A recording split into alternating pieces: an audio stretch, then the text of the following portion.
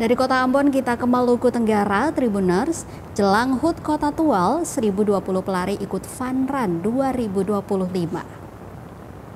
Sekitar 1020 pelari turut memeriahkan lomba Fun Run 2025 jelang HUT Kota Tual pada 17 Juli 2025 mendatang, Selasa 24 Juni 2025 pagi.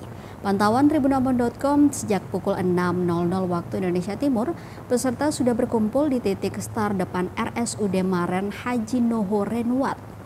Peserta kemudian dilepas langsung oleh Wakil Wali Kota Tual, Amir Rumrah. Dengan mengenakan pakaian aneka warna, peserta kemudian tancap saat bendera dikibarkan. Peserta berlari sejauh 5,5 km. Mereka menyusuri Jalan Tugu Tete Pancing, kemudian SPBU UN, lantas belok kanan menuju ke bundaran kantor DPRD, kemudian finish di depan Balai Kota Tual. Menurutnya, antusiasme masyarakat sangat tinggi, terbukti dengan lebih pendaftar yang mencapai 1.020 orang. Fun Run juga lanjutnya sejalan dengan komitmen pemerintah untuk mengampanyekan gaya hidup sehat. Dalam kegiatan ini peserta terbagi atas 3 kategori, yakni umum pria, umum wanita, dan pelajar.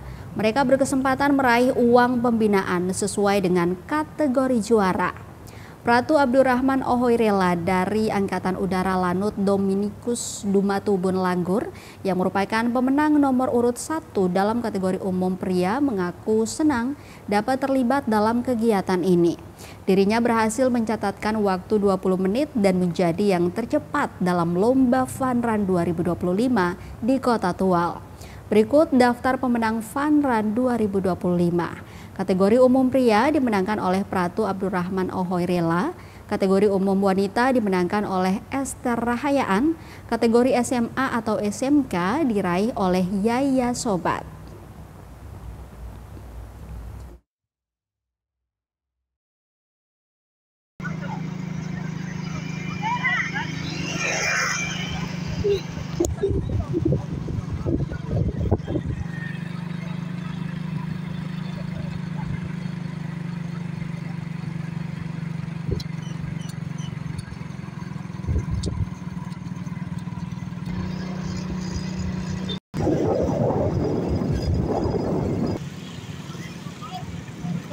Ini sudah.